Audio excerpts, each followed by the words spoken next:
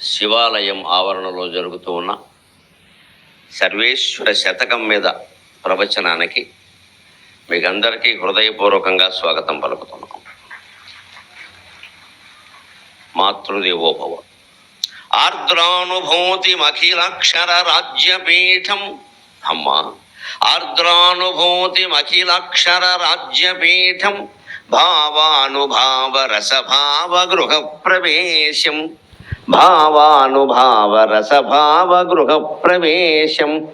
కాలానుకూల రచనాపచనానురక్తిం. కాలానుకూల రచనాపచనానురక్తిం మాతస్త్వమేవ పరికల్పయ కల్పతల్పం. హే మాతః త్వమేవ పరికల్పయ కల్పతల్పం. ఆర్ద్రానుభూతిం అఖిలాక్షర రాజ్యపీఠం.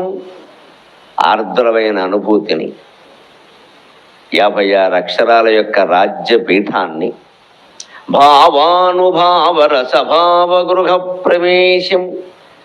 రకరకాల భావాలు దానికి తోడుగా ఉండే అనుభవాలతో కూడిన రసమయ గృహ ప్రవేశాన్ని కాలానుకూల రచనా పచనానురక్తిం. ఏ కాలానికి తగినట్టుగా ఆ కాలానికి రచన చేసి పాఠకుల్ని ప్రేక్షకుల్ని ఒప్పించగలిగే శక్తిని మాతః ఓ అమ్మ త్వమేవ పరికల్పయ కల్పతల్పం.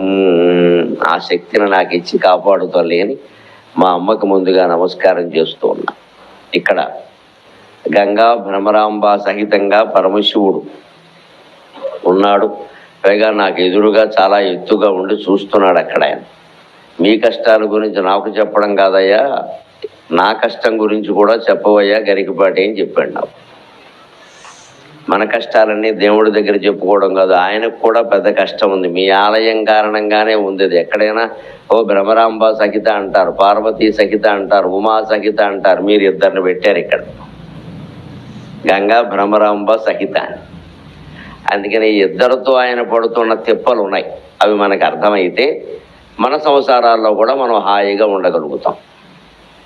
ఆయన ఇద్దరితో నెట్టుకొస్తుంటే మనం ఒకరితో నెట్టుకురాలేమా? యవతెనో నెత్తిపైకెక్కించినావన ఎండగదే జలకుండమనును.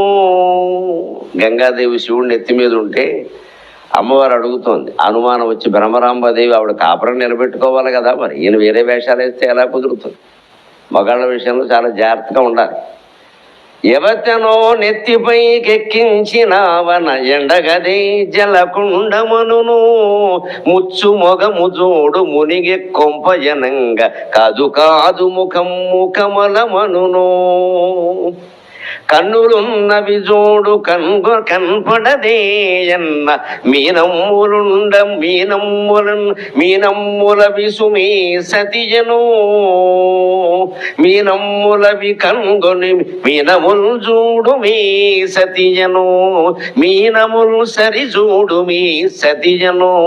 కన్నులు నవిగాది కన్పడవేయన్న మీనముల్ సరి జూడు మీ సతిజను. తెల్లని కంఠము తెరవదేయనియన్న, తెల్లని కంఠము తెరవదేయనియన్న. శంఖమ్ములుండవా జలములనను గంగ విడలేక గౌరి కన్గప్పలేక. గంగ విడలేక గౌరి కన్గప్పలేక విష్ణువంతటి చాతుర్యవేత్తగాక. గంగ విడలేక గౌరి కన్గప్పలేక విష్ణునంతటి చాతుర్యవేత్తగాక. భంగపడుచుండు సాగెడి లింగమూర్తి. భంగపడుచుండునంతటి లింగమూర్తి మన కుటుంబములెల్లను మనుచుగాక.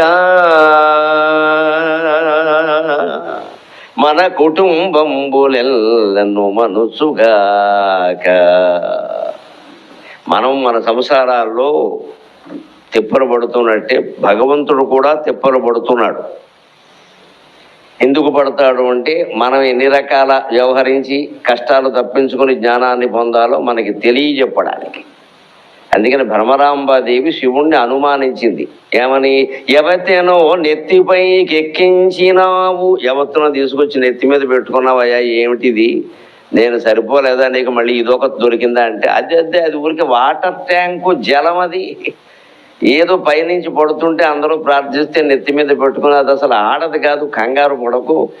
ఎండగదే జలకుండమను, వేసవకాలం అందులో ఆంధ్రాలో ఎండలు ఎలా ఉంటాయో తెలుసు కదా. ఇప్పుడంటే కాస్త సుఖంగా ఉన్నాం, కానీ 2 నెలల్లో అంతా విడుదల, ఎన్నికల వేడి విడుదల, అసలు వేడి విడుదల, అన్ని వేడి విడుదలే. ఈ వేడికి తోడు ఆ వేడి కూడా వస్తుంది ఈ కాలంలో. అందులో ఎంత వేడెక్కిపోతాం అందరూ కూడా. అందుకని ఎండ కదా, ఏదో నెత్తి మీద జలకొండ ఉంటే కాస్త మంచినీళ్ళు తాగచ్చని తెచ్చుకున్నాను, అది ఆడదు కాదు అంటే మళ్ళీ అమ్మవారు ఉంటుంది. ఊరుకో, కనపడుతుంటే కన్నులున్నవిగా అది కనపడవే జన్న, కళ్ళు కూడా కనపడుతున్నాయి, ఆడదు కాదంట అంటే. మీనములు సరిజూడు మీ సతీజను, అవి చేపలు, నదిలో చేపలు ఉండవా, ఆడవాళ్ళ కళ్ళని చేపలతో పోలుస్తారు. అదే చిత్రంగా ఉంటుంది. చేపల వల్ల పడతాయి కానీ వాళ్ళ కళ్ళు మనల్ని వల్ల పడేస్తున్నాయి. ఇది విచిత్రంగా ఉంది కదా. ఎక్కడైనా చేపలు వల్ల పడతాయి, వలలో మన్ని పడేసి చేపలు ఉండవు. స్త్రీల నేత్రాలు ఎంత అందమైనవి అంటే మగాడని వల్ల పడేస్తాయి, కానీ వాటిని చేపలు అంటారు. ఆ నీటిలో చేపలు ఉండవా, అలాగే కళ్ళు చేపలు ఉన్నాయి, చేపలు చూసి కళ్ళు అనుకోండి. ఎందుకంటే అమ్మవారికి మీనాక్షి ఒక రూపం కదా, మధుర మీనాక్షి అని. ఇంకా ఆయనకు అప్పటికే ఆవిడ అనుమానం తీరక ఇంకో మాట అంటుంది ఆవిడ. కన్నులున్నవి కాది మినములు సరిజూడు మీ సతియను, ముచ్చు మొగము చూడు మునిగే కొంపయనంగా. ఆ ముచ్చు మొహం చూడు ఎలా ఉందో, మొహం కూడా కనపడుతుంది, అదే మునిగిపోయింది కొంప. పైగా గంగ కదా, అంచెది మునిగిపోవడం ఖాయం, నీరు కదా అని ఆవిడంటే. కాదు కాదు ముఖము కమలమనును, నదిలో కమలాలు ఉంటాయి కదా, అటువంటి ఒక కమలం చూసి నువ్వు మాయలో పడుతున్నావు భ్రమరాంబాదేవి, అది ఆడది కాదు అన్నట్టు. అప్పటికే ఆవిడ ఏమంది? తెల్లని కంఠము తెరవదేయనియన్న, తెరవ అంటే స్త్రీ. అందుకని ఆ కంఠం చూడు తెల్లగా ఉంది, అది స్త్రీ కంఠమేనయ్యా నాకు తెలుస్తోంది అంటే. శంఖములుండవా జలములనను, నీటిలో శంఖాలు ఉండవా, కంఠాన్ని శంఖంతో పోలుస్తారు. అందుకని అది శంఖమని ఈ రకంగా రకరకాల అబద్ధాలు ఆడి భ్రమరాంబాదేవిని మాయ చేసి గంగతో కూడా కాపురం చేస్తున్న తక్కేళ్లపాడు దేవుడు మీ అందరినీ కాపాడునుగాక.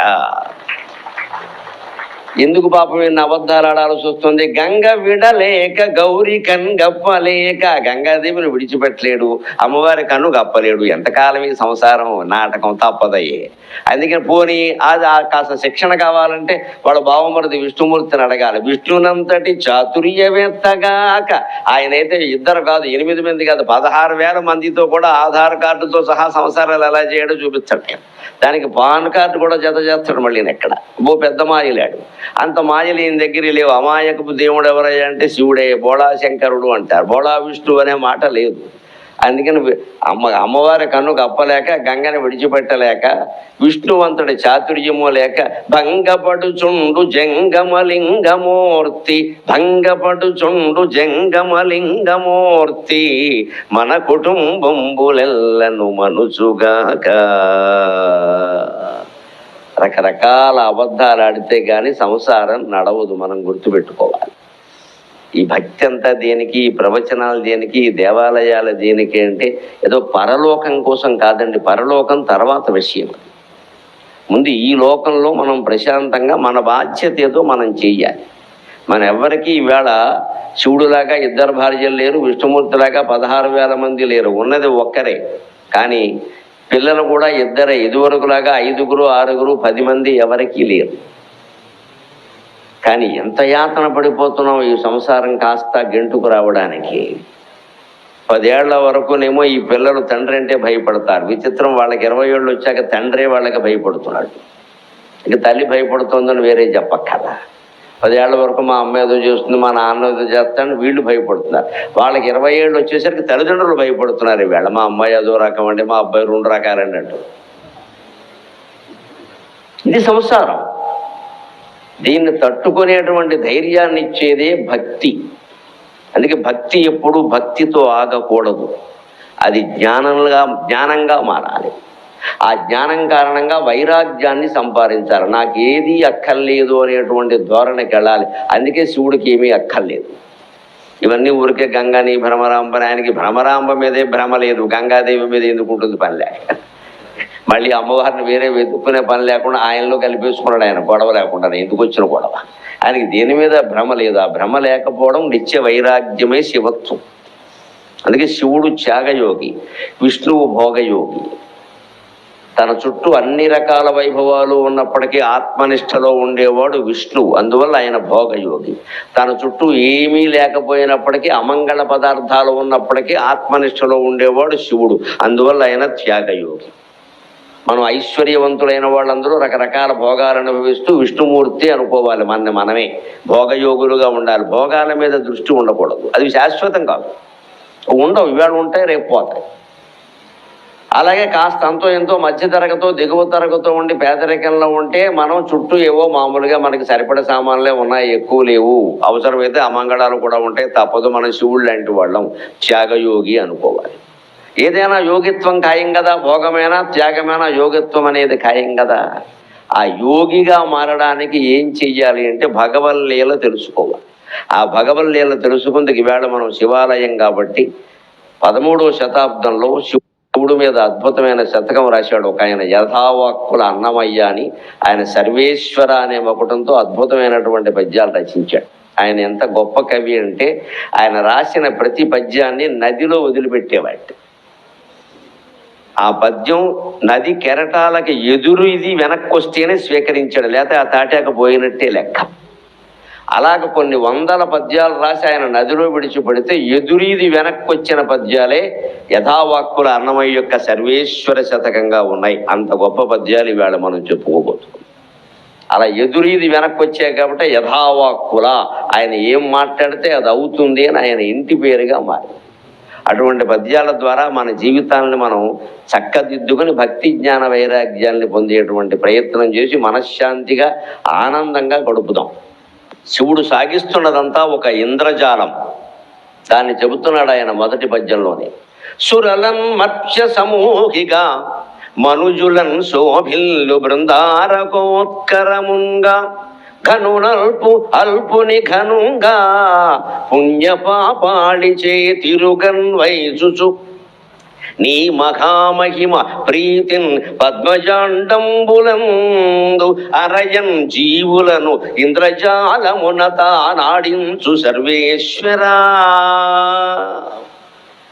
ఈ జీవితం ఒక ఇంద్రజాలం అండి, మనం గమనించాలి.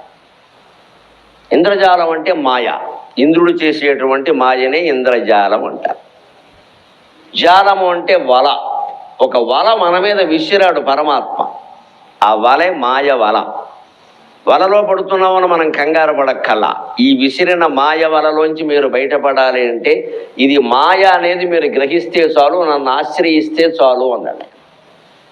వివేకానందుడు తన శిష్యుడితో మాట్లాడుతూ ఉంటే, అమెరికా శిష్యుడితోటి ఆయన ఒక ప్రశ్న వేశాట. ఏమండి, హిందూ ధర్మంలో నాకు అన్నీ నచ్చుతాయండి, చాలా బాగున్నాయి, కానీ ఏమిటో దేవతా విగ్రహాల కాళ్ళ మీద పడిపోతారండి, ఆ కాళ్ళు కడిగేసి ఆ కాళ్ళ మీద తలకాయ పెట్టి దేవుడా కాపాడని బానిసల్లాగా అయిపోతున్నారండి.